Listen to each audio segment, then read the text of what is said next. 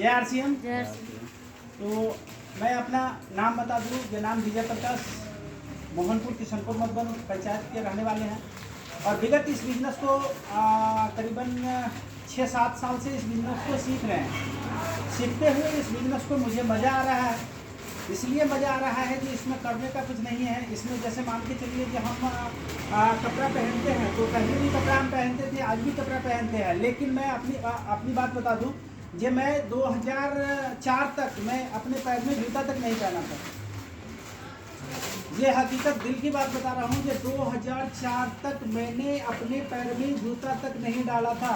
लेकिन 2004 की बात करें कि 2004 में मैं जूता पहना तो हमको लगता है कि 2023 तक मेरे पैर से जूता में कभी बिना जूता के मैं कभी रहता ही नहीं, क्योंकि हमारे गुरुदेव बोले थे कि 1000 रुपया का अगर चप्पल खरीदते हैं तो चप्पल चप्पल कहलाता है और 100 रुपया का भी जूता अपने पैर में डालते हैं तो जूता जूता कहलाता है।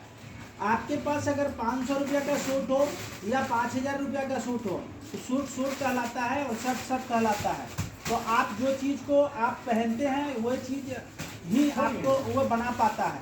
अब जैसे मान के चलिए कि आप 1 लाख नहीं, आप 2 लाख 5 लाख की मोटरसाइकिल 2 व्हीलर खरीद लीजिए तो आपको वो 2 व्हीलर ही कहलाएगा।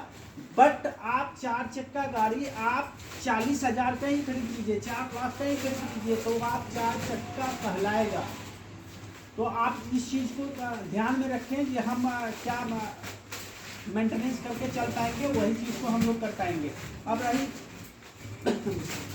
विषय वस्तु की बात, जैसे आरसीएम बिजनेस में मैं क्यों आया और क्यों टिका हूँ। आरसीएम बिजनेस में इसीलिए टिका हूँ क्योंकि मैं बीच में एक दुकानदार था और एक दुकानदार का काम होता है तरह तरह के प्रोडक्ट को बेचना, और इसमें भी मैंने देखा कि तरह तरह का प्रोडक्ट मेरे को पैर से लेके सर तक, सुबह से लेके शाम तक का प्रोडक्ट अपने पास है। तो इस चीज़ को मैंने करना चालू किया और करते करते करीबन लोगों को 1 बाय 1 बताना चालू किया और बताते आज तक नहीं मैं थका। लेकिन सुनने वाले लोग थक हार करके कुछ लोग हमारे साथ आ गए और कुछ लोग आज भी इंतजार में हैं जब कुछ दिन के बाद जुड़ेंगे। कोई बात नहीं है सर, मेरे को 2015 में समझ में आया, हो सकता है किसी को 16 में समझ में आया, किसी को 17 में समझ में आया, किसी को 18 में समझ में आया, किसी को 19, किसी को 20, किसी को 21, किसी को 22, किसी को 23, हो सकता है किसी को 23 में भी समझ में नहीं आए, किसी को 24 में समझ में आएगा, किसी को 25 में समझ में आएगा, किसी को 26 में समझ में आएगा, किसी को 30 में समझ में आएगा। बट आप टिके रहो, आप टिके रहो, आप टिके रहो। टिकने का नाम ही है ये बिजनेस। जब हम टिकेंगे नहीं तो बिकेंगे नहीं। बहुत सारे लोग आते तो हैं लेकिन थक हार करके इस बिजनेस को छोड़ करके और किनारे लग जाते हैं। तो दोस्तों मैं एक चीज़ को आज क्लियर आप लोगों को बता देना चाहता हूँ कि संकल्प का कोई विकल्प नहीं होता है, संकल्प का कोई विकल्प नहीं होता है।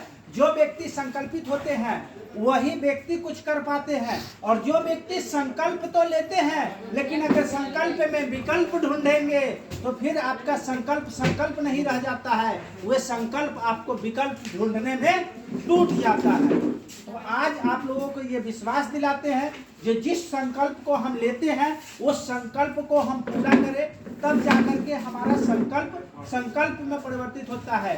दूसरा नंबर, हम किसी चीज को आदत का निर्माण करते हैं और आदत जो है वो हम बनाते हैं और आदत हमें बनाता है, और वही चीज हमारा संस्कार बन जाता है, और हमारा जब संस्कार बनता है तो अच्छी चीज की आदत ही मुझे अच्छा बना पाता है। दोस्तों आप लोग आए, अपना समय दिए, इसके लिए मैं अपने तहे दिल से आप लोगों का शुक्रगुजार हूँ और आप लोगों को ढेर सारी होली की एडवांस में शुभकामनाएं देता हूँ। धन्यवाद। जय आरसीएम।